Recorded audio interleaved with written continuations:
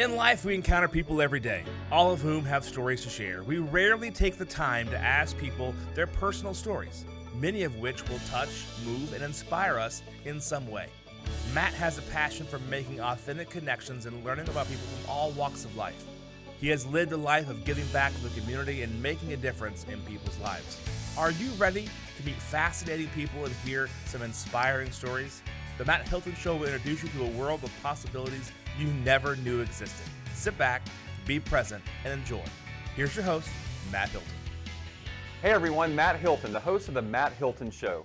Today's guest is an ex-high school principal.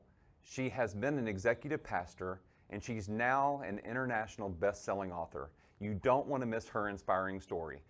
Now, a word from our premier sponsor. Inspired, experienced, customer-focused. Find a mortgage that fits your needs with Maria Leach at First United Bank Mortgage, specializing in construction and closing all types of loans, including jumbo, portfolio, conventional, FHA, and VA.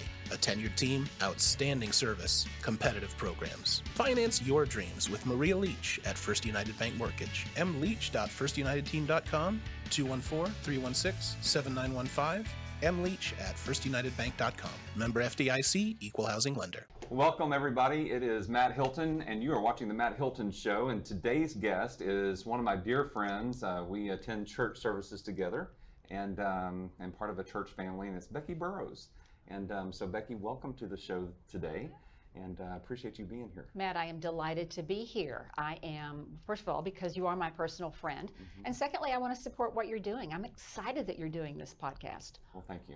And it's people like you who make this podcast successful. Awesome. So I do appreciate it. And you know, the Matt Hilton Show is about fascinating people and inspiring stories. And Becky, you are a fascinating person to me, and I believe you have an inspiring story to tell as well. So let's start off with, who's Becky? Like, tell everybody who you are. I answered that differently than I would have a few years ago. I think a few years ago I would have listed all the titles I have and the roles I wear, you know, wife, mother, grandmother, those kinds of things. But now I tend to focus on who I am at the core. And I love God, I love people, I love equipping and empowering and encouraging people, in particular women. I love adventure. Doesn't have to be like dangerous stuff. I just love doing things I've never done before, going places I've never been before, eating foods I've never eaten before. I am determined at this phase of my life to live my best life, to be authentically who I am, and I'm still on a quest to discover who she is. And that was my follow-up question from what you just asked is, that authentic self, what got you on this journey? What was there a point in life that got you there, an event that happened, like what? There actually was. First of all, I have always been a lifelong learner. I have an insatiable appetite to learn new things. It's almost a sickness. And I'm also really big into personal growth and development. And I've been that way my whole life. But like most people, I settled into a pattern, a way of being that worked for me, that worked for my lifestyle. I was married, I had 4 children, I had a full-time job. I was a speech language pathologist. That was my profession for about 25 years.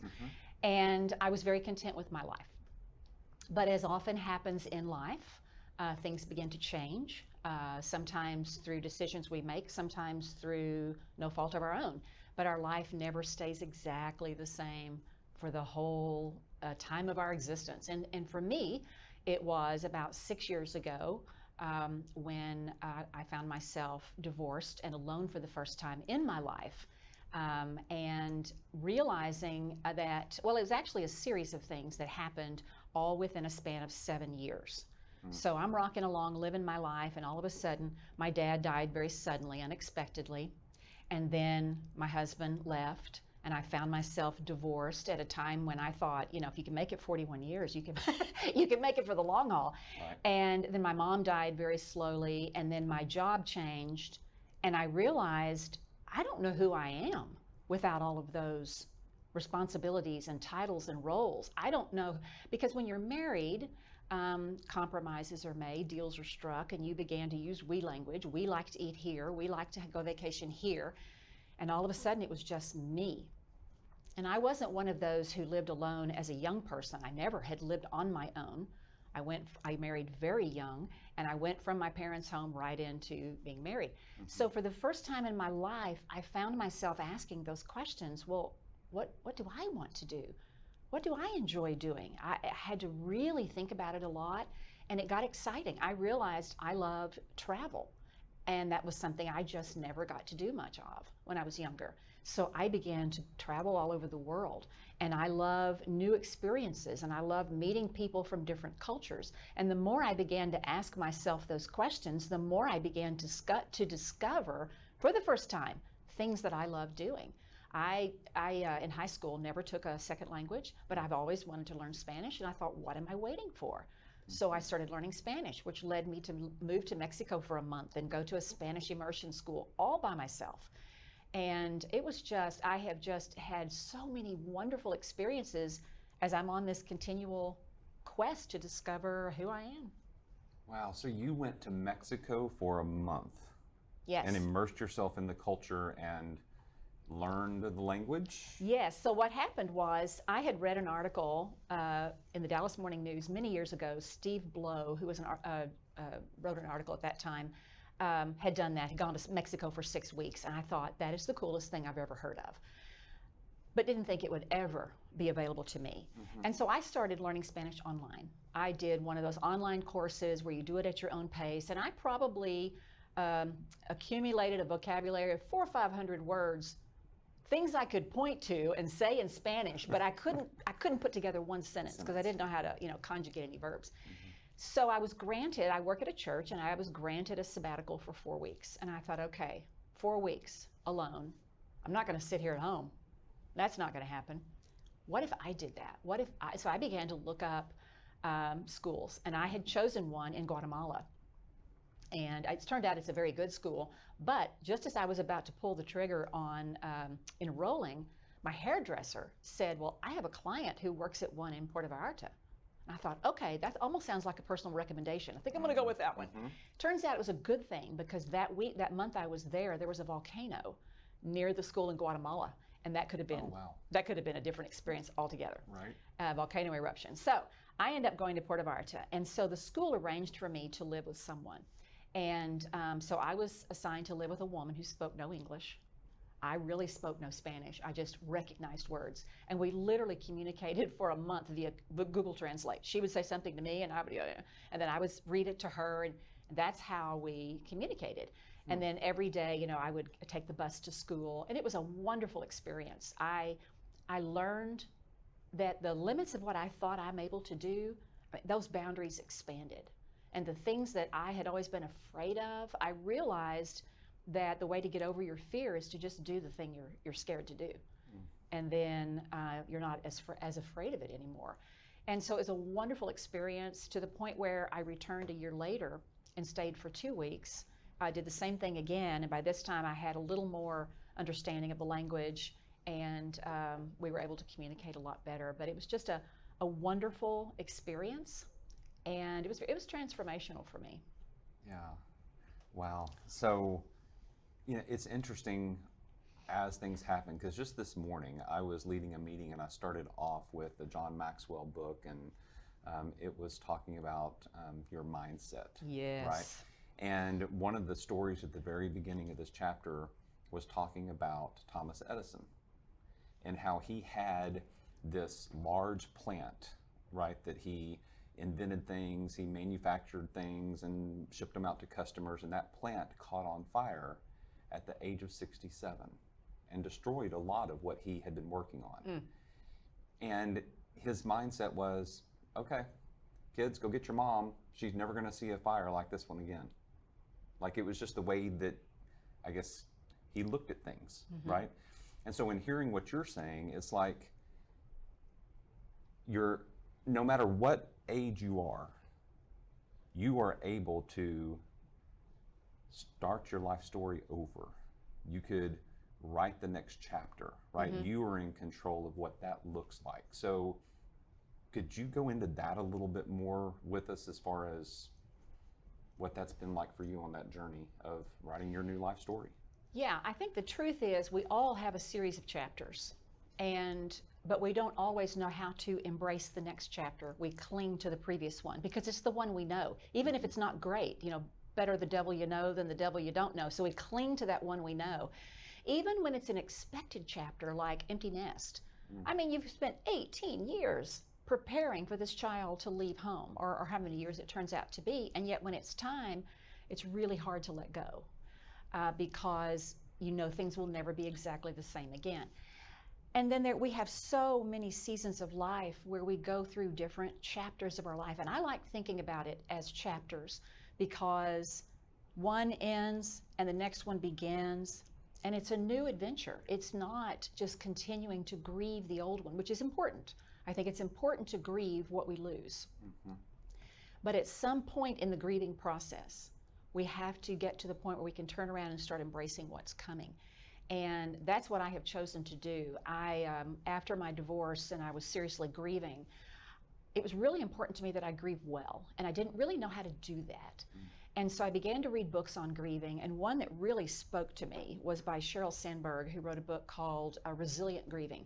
And as I read how she defined resilient grieving based on her own experience, I realized that's what I'm doing. That's what I want to do more of, where I accept grieving as a normal part of life. And so I need to go through the process. It has a purpose.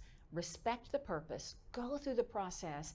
And then when you're ready, begin to let go of it and embrace the new thing, whatever it is. So for example, I would never have left my marriage to experience what I'm experiencing now, but my marriage left me.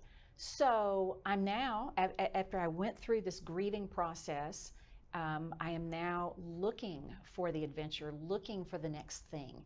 It is a mindset, and that is something that is really important to me. I talk about mindset a lot. In addition to working at a church, I'm a life and leadership coach, and I talk about, we do a lot of mindset work in our coaching. Because as I'm working with leaders and potential leaders, before you can hope to lead someone else, you've got to be the boss of you. You've got to be the boss of the way you choose to think. And so often, one of the things I say to my clients a lot is don't believe everything you think. Because if you think about the way you think about yourself, we tend to be kind of negative, kind of hard on ourselves. And then we react to this image of ourselves that we've created in our heads. And it may or may not be true. Like, you say, you're stupid, you can't learn this. Well, that's not necessarily true. Why are you saying that to yourself? That kind of thing. And so I just think mindset is everything. And it probably goes all the way back to my childhood. My dad was a salesman, and he started out as this young guy with this really poor self-image, but he knew he wanted to be a salesman, and that wasn't going to work, because first thing you have to do, right, is be able to sell yourselves as credible. And so he started studying under Zig Ziglar and doing all of these things, and he became an evangelist for positive thinking. Oh my word. He talked about positive thinking, and he would sing the song to me all the time. You got to accentuate the positive and eliminate the negative, that old song. And so that was ingrained in me, that my cup needed to be half full. That was taught to me at a very young age.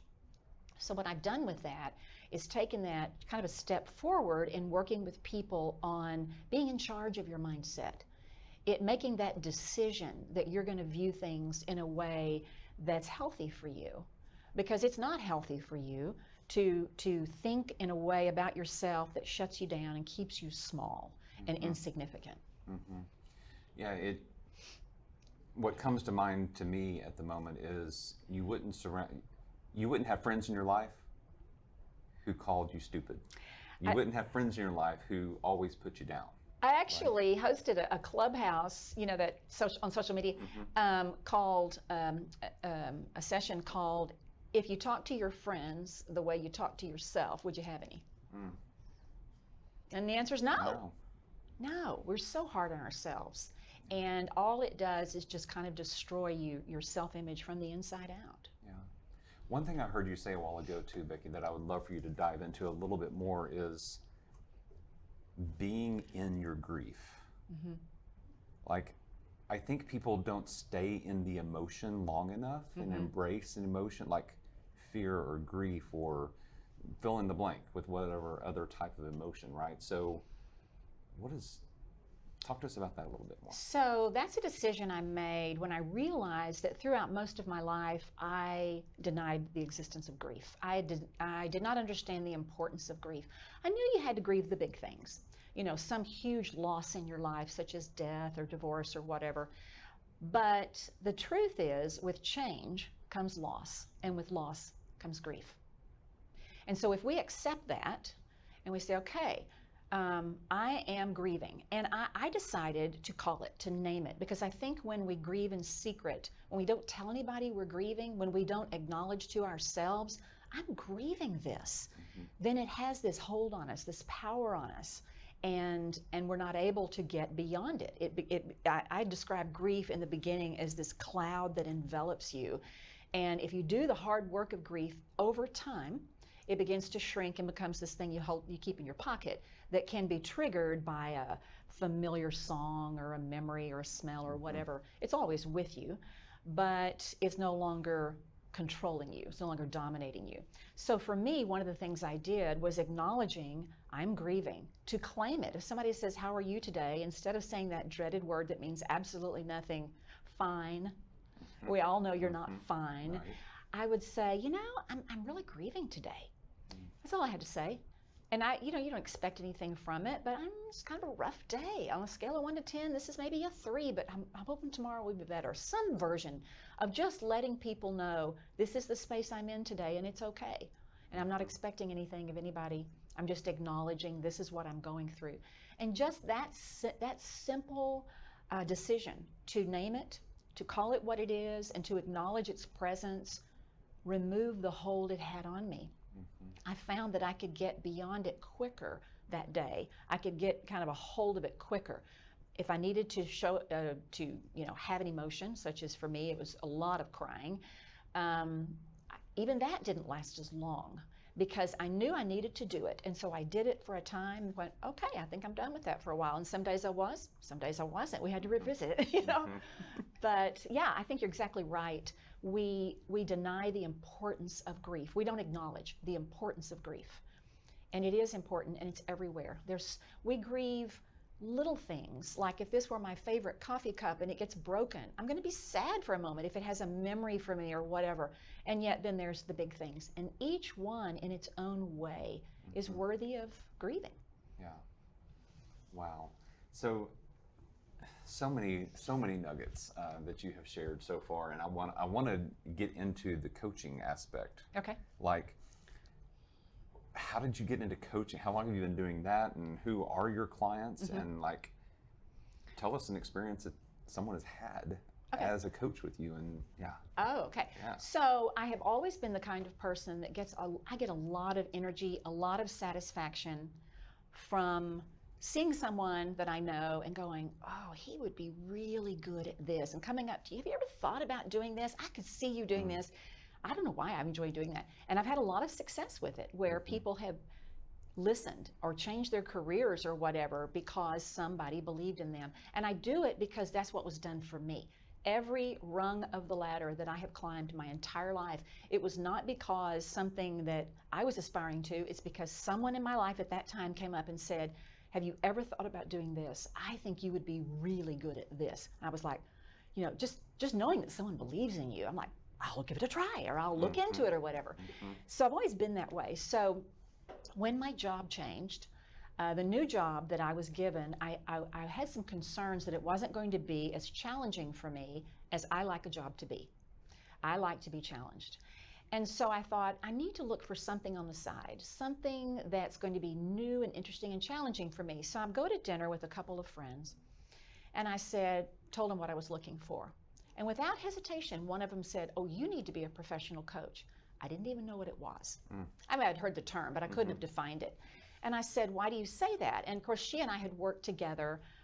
In my early life, I was a high school principal, and she was one of my teachers. And she began to tell me things I did not know about how I had mentored her all these years and how she had looked up to me and blah, blah, blah. And so she said, our school has now hired a professional coach. And as we work with her, I just keep thinking she reminds me of you. So it was a great conversation. I go home, and the first thing I do was Google professional coach. And I look it up, And there's everything. It's not a largely regulated profession, so there's everything from read this book and be a coach to take this year-long program.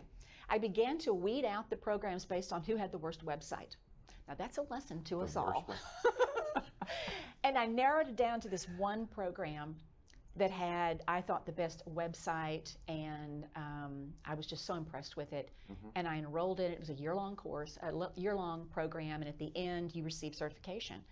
And so I was trained in all aspects of coaching, but I really felt like I needed to niche down to areas in which I have a lot of experience. And I've been a small business owner for 25 years. I've spent my life in nonprofit, and I've spent the last 15 years working in ministry. So primarily, 2 years ago, I started kind of hanging out my shingle as a professional coach. Of course, it happened to be the very month the United States was hit by a pandemic. So it became instantly a 100% online endeavor, which was fine. Now I also work with people one-on-one in small groups, and I do speaking and workshops and things like that in person.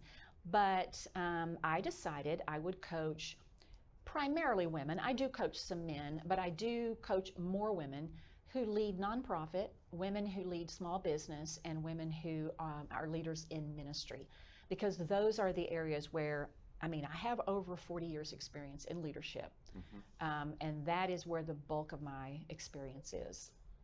Wow, so nonprofit, that's near and dear to my heart. Yes. And so let's talk about a nonprofit that you're involved in now. Yes. So there is a nonprofit that's very dear to my heart called Annie Dasso. And Annie Dasso was started by a group of women here in Dallas. It is faith-based. And these women had gone over to Ghana and had visited small villages there and were appalled by the lack of clean drinking water. And I'm talking muddy water. I went over there last year and watched children drink a bowl of muddy water. That's all they have. And so these women started this nonprofit where they go over, they actually raise money because for about, I can't remember the exact figure, it's $6,000 to $8,000, you can build a water well that's generator powered, that provides clean water for an entire village. And so when I went over there last year to help commission some of these wells that had been built in the previous year, and they've built over 100 wells, it's a fascinating process. The wells have plaques on them. And so the plaque, so like let's say you donated the money for the well, then you would decide what the plaque says. And it could have your name and your company on there, or you could do it in memory of a parent who had died or whatever. And I'm going through these villages and I'm seeing these plaques of people I know, because this was started here in Dallas, right? So it's people I know here in Dallas who have never even been over to Ghana, but their name is on a plaque and their well is providing clean water for this entire village. This organization, Annie Dasso, also is very interested in healthcare. They make sure that women have breast screenings and other types of healthcare that they are missing over there, as well as education. Right now, I am funding a young boy to go to school and providing him with books and uniforms and lunch every day. And it's pennies on the dollar what it would cost here. And so I have committed a portion of my coaching earnings to Annie Dasso. Wow, that's fantastic. Fantastic. There is so much to Becky. There is so much. So you are an author. Yes. Yes. Brand new. Brand new. And I was at the book signing and you signed my book, and I want to promote that for just a second. Okay. And y'all, like I said, Becky and I go to the same church, and when she gets up in front of the group and speaks, like you can hear a pin drop. She has the most captivating presence. And so I have asked her to find a passage within her book and read to us today, because I feel like, Becky, with you reading a passage and you as the author, like there's going to be inflection, there's going to be pausing, it's coming from you, right? And it's not going to be the same if I was to read it. So while she's finding this passage to read, I'm going to share something with you she gave me a bookmark at the book signing, and it says, when you share your story, you empower others to do the same. And Becky, when we sat down today, I told you that this bookmark like really spoke to me, because that's what this show is about. It's about people sharing their stories and inspiring others and empowering others to do the same. And through this work, through this book, this collection of stories from other female authors, right? And you are empowering women, right? You're empowering others. I mean, this isn't a book just for women to read. It's a book for everyone. And so I just love your book, love that message. And the book is Elevate Your Voice. And there were 13? There are 14 authors. Yes. So these 14 women got together and we agreed that we would each write a chapter. And the hardest part for me getting started is I thought, how do I put my chapter, how do I condense it to my story to a chapter? And I realized I'm not telling my story, I'm pulling at the thread of my story. It's more of a micro story. And so what I chose to write about is my journey with grief. It begins after the divorce. And because that is really the meat of my story is, then what? What did you do then? And so I think the passage that I want to read for you talks about my relationship with fear during this point. In my chapter, just in my life, I tend to personify ideas like grief and fear, hope and courage. Because when I think of them as people, it's removed from me. So I get to choose if fear is going to be a part of my life, and I get to choose if it's not. So in my chapter, I capitalized all these concepts like grief and fear. I actually thought it was going to be edited out, so I was thrilled to know that the editor saw what I was doing because it was so important to my healing. So I start out in this section of the chapter talking about that I married at the age of 19, having never lived alone, and found myself alone for the very first time at the age of 60. And so as a result, when my husband left, grief and fear moved in. Fear followed me around every waking moment as I routinely checked doors and windows at night. Fear grabbed my arm and gasped whenever the doorbell rang.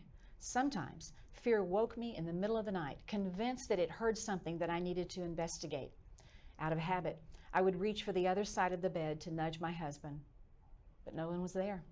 Just grief, who refused to be nudged. Fear and I would crawl out of bed and slink through the house, only to find the dogs sound asleep near the main entry. Deciding that if the dogs could sleep through the imaginary danger, so could we, Fear and I would head back to bed or move to the couch, turn on the TV, and wait out the night. Fear was such an important part of my life, my whole life. I can go all the way back. My earliest remembrance of fear was at the age of 4, when my parents hired a photographer to come into our home to take my picture. I knew he was coming. They prepped for it. They got me all dressed up. But the minute that door opened and a stranger was there, I took off running and hid in my closet. And I'm in my closet sobbing, and my parents are embarrassed, and the photographer is perplexed. And finally, because he's a pro, he pulled out a nickel, and he said, "I'll give you a nickel if you let me take your picture." Now, being the astute businesswoman that I am, I asked for the money in advance. And so he let me take the picture, and I have this black and white picture of me as a 4-year-old propping this nickel up so he could see it, and I can remember still hiccuping from the tears. And yet, that's the earliest remembrance I have of being afraid. But yet I could write a book on just going through different phases of my life and being scared of this or that. And some of them were normal childhood fears. Some of them were very irrational. And it wasn't until my freshman year of college, I thought, I'm really tired of being afraid of so many things. So what can I do to get over it? One of the things I was afraid of was public speaking, because I went to a small Christian school in high school. And so, as is the case, everybody is in everything. So my senior year, I'm president of one org, vice president of another, secretary of another, and I'm constantly having to get up in front of the other kids, terrified to do so. So I decided my freshman year to get rid of that, and I took every speech course that this college offered. Wasn't going to major in speech, but I was determined I was going to get past that. And that's the first time I remember taking forward movement to get beyond fear. And that's really what I've tried to do since then. Is I think of fear as that thing that lives on the boundaries of my comfort zone. And whenever I make a step toward the edge of my comfort zone, fear will do whatever it has to do. It'll scream, it'll whisper mean things to me, whatever, to get me to shrink back. But if I can muster up enough courage to take that first step and cross that plane of my comfort zone, the amazing thing happens. Fear shrinks. If you think about, like, even something like public speaking, it's scariest right before you do it. And then when you get into it, the fear goes away. Doesn't mean the next time you won't be scared right before you do it. But what happens is the boundaries of your comfort zone begin to shift and reposition, and you see they're further out now because you didn't let them hold you back, keep you small, keep you safe, keep you insignificant.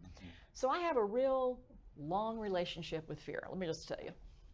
What I hear you say as well is when you step into the fear, step over that boundary, right? That fear is that false evidence appearing real. Yes. Right? So you think it's going to be a certain way, and then once you take that step, you see that it's not how you thought it was going to be. Exactly.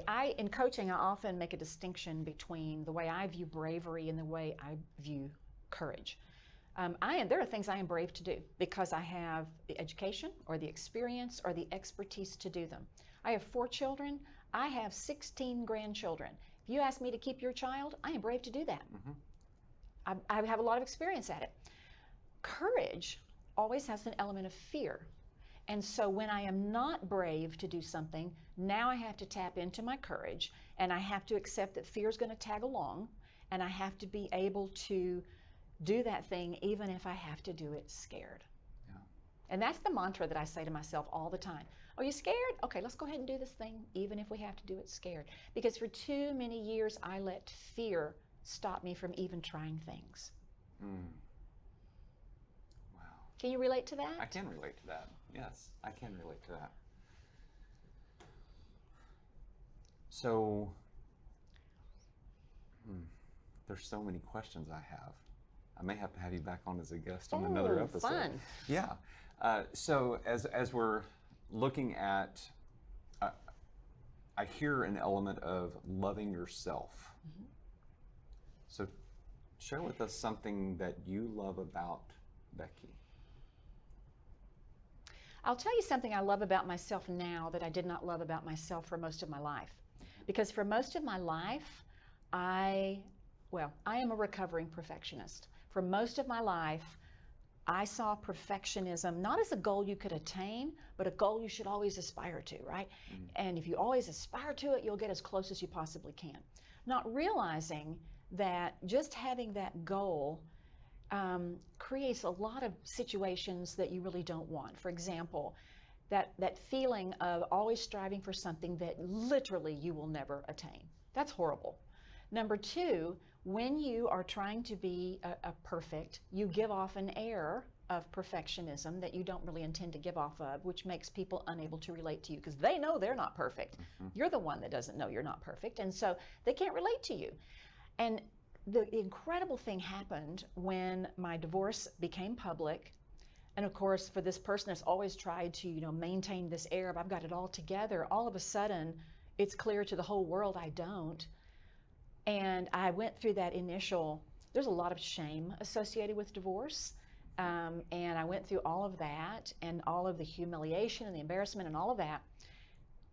But the amazing thing happened is that people started coming toward me who used to hold me at arm's length back when I appeared to be perfect.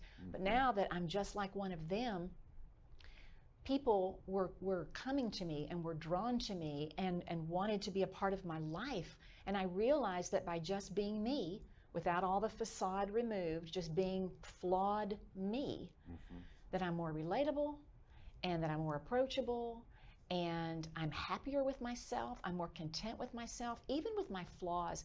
I remember as a child, my dad would, Beck, you need to learn to laugh at yourself, because I took myself very seriously. And now I get a lot of pleasure out of laughing at myself and at my mistakes. because it just is what it is, you know. If you're, why not laugh at yourself? Why choose to cry? Why choose to be embarrassed? Laugh it off. Yeah. And so I view mistakes as learning opportunities. What did I learn here? Because if I learned something, it's not a mistake. It was a learning opportunity. That's right.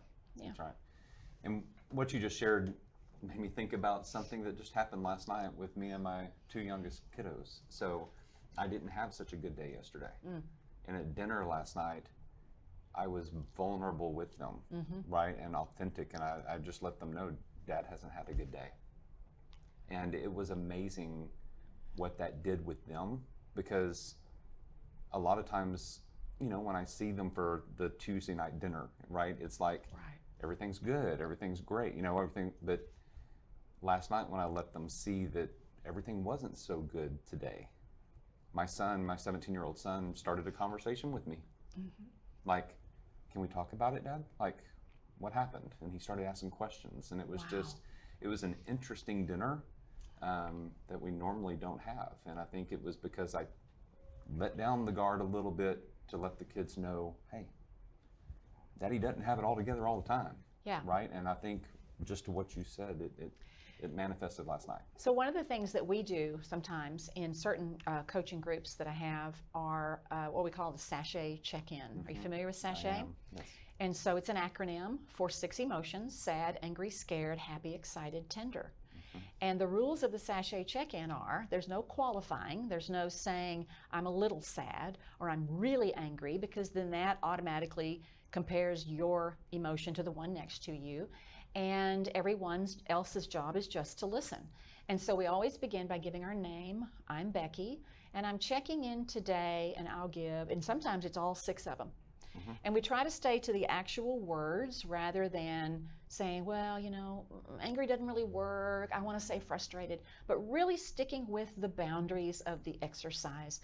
And then at the end, and sometimes you might give an explanation, but you're not required to. You could say, I'm sad today, but I really don't want to talk about it. Or I'm sad because this happened. And then after you've expressed and people have just listened, then you say, but I'm all in. And then they say, thank you. And what I've noticed in the groups that we do this, some groups are not comfortable doing it, and that's fine. But the groups that have come to appreciate it, how connected we become, because we recognize I'm not the only one going through stuff today. I'm not the only one who's experiencing sadness today. The word tender is an interesting one because it could mean anything. It's the one where you really have a lot of latitude. I could be tender toward you. I feel tender toward you right now because of that conversation you had yesterday with your kids.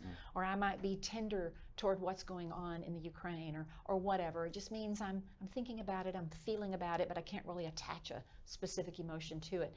But I think that's something that I failed to do when I was young, was feel comfortable sharing my emotions, just naming them. I stuffed them.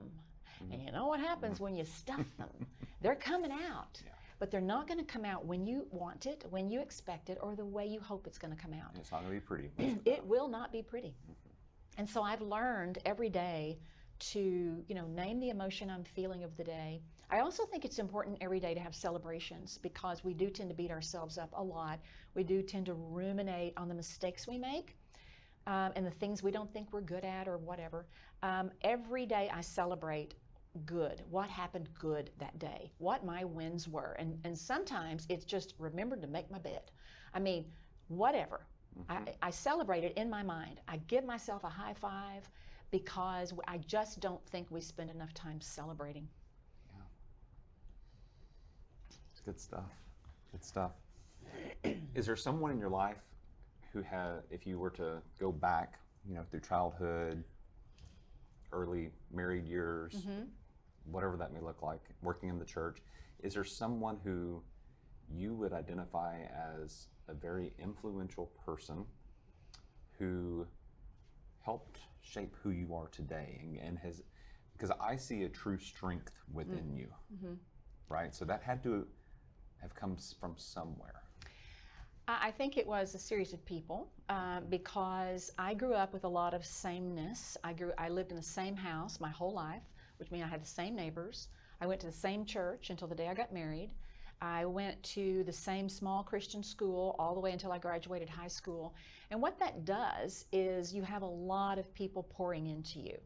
So I could tell you, if time permitted, I could tell you the people in my neighborhood who poured into me in different ways, the people at church who poured into me, the teachers at school and whatnot. But I would say the number one person who greatly influenced who I am today was my dad. I lost my dad 9 years ago, died very suddenly, unexpectedly.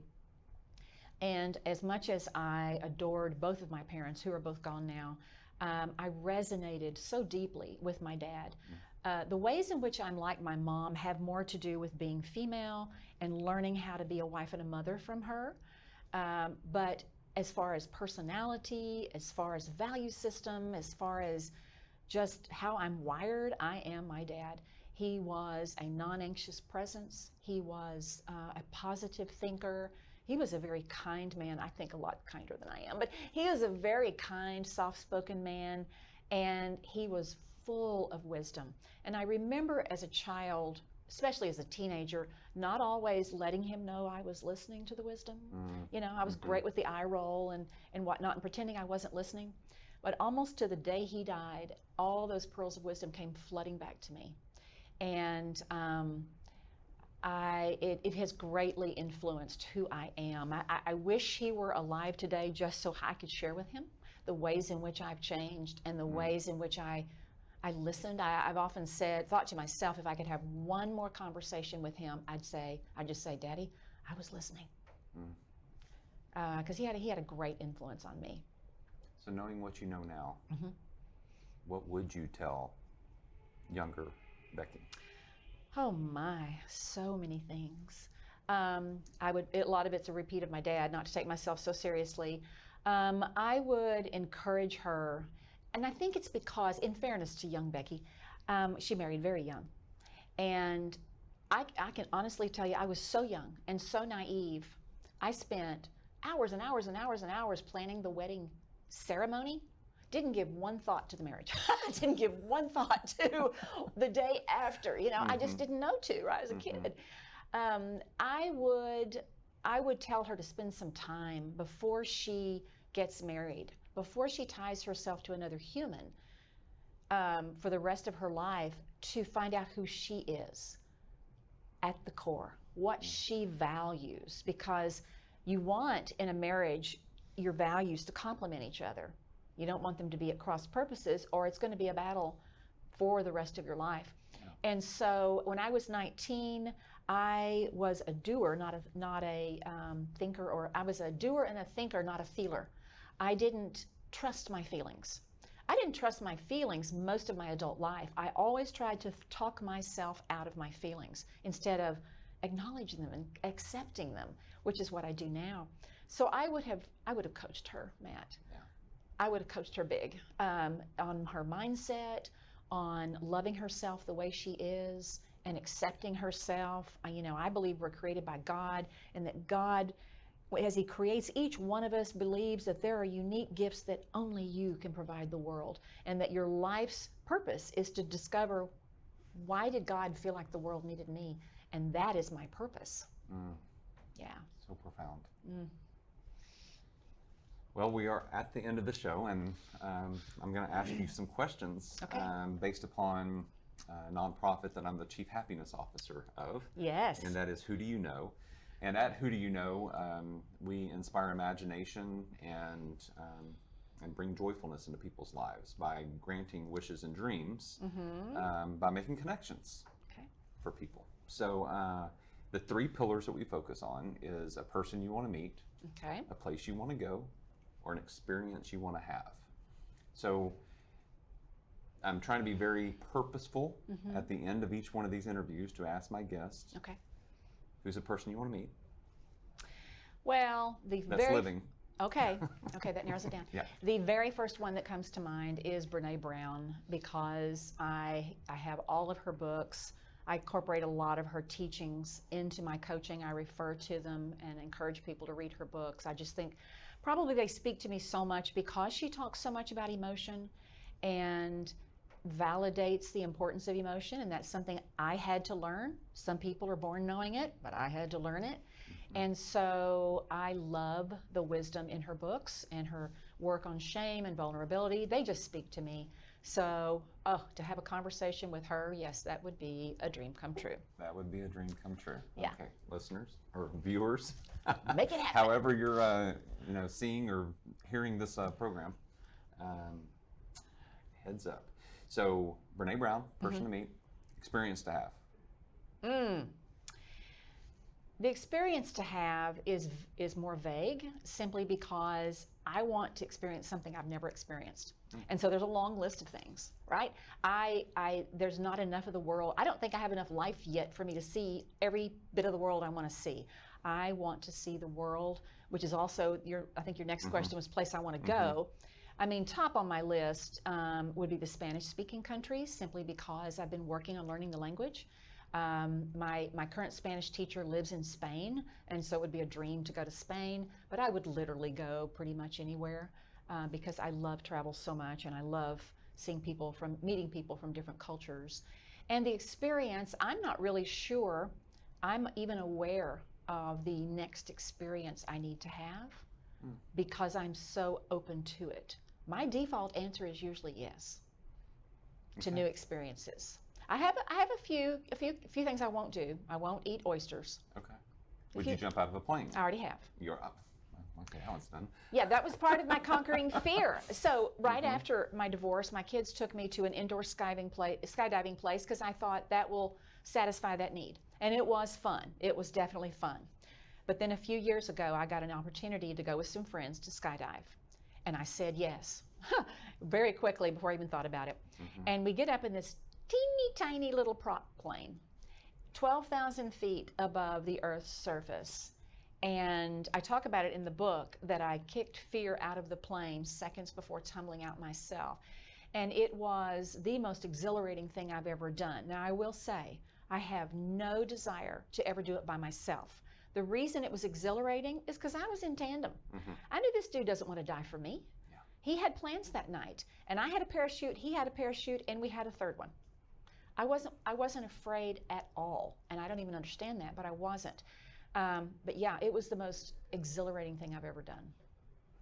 Yeah. I agree. I've done it too. It's quite exhilarating. Yes. So we are at the end of our show today. Becky, thank you so much for being here. Oh, it was my pleasure. Before we go, how can people buy the book? Yes. Where do they go to find your coaching? Yes. Tell So us. I would encourage you to go to my website, beckyburroughs.com. And on there you can find out, I have a free guide to uncovering your ideal leadership. And it's a self-assessment where you just go through and answer questions. I think leadership, the pillars of leadership are credibility, courage, and confidence. And you go through and answer questions about your own credibility, courage, and confidence, and you can kind of assess, where you are in your leadership journey. I also have some video series that you can purchase on my website. The book, Elevate Your Voice, is available on Amazon, and it is an international bestseller in the United States and Canada, man. So, and I'm also working on another book this year on, which I'll tell you about some other time, about life's next chapter. Wonderful. Yeah. Wonderful. Again, thank you. Thank you for having me on, Yes, Matt. ma'am. It was a joy. Yes, ma'am. As are you. Thank you. And that wraps it up today, everyone. Thank you for tuning in, and come back and see us next week as we have another special guest. Thank you. The Matt Hilton Show would like to thank our sponsors, Hilton Realty Advisors and Maria Leach with the First United Mortgage Group. The Matt Hilton Show would also like to thank our partners, the Who Do You Know organization. You can find out more at wdyk.org. If you'd like to contact Matt or know a fascinating person with an inspiring story that would make a great guest, reach out to the show at themattHiltonshow@gmail.com.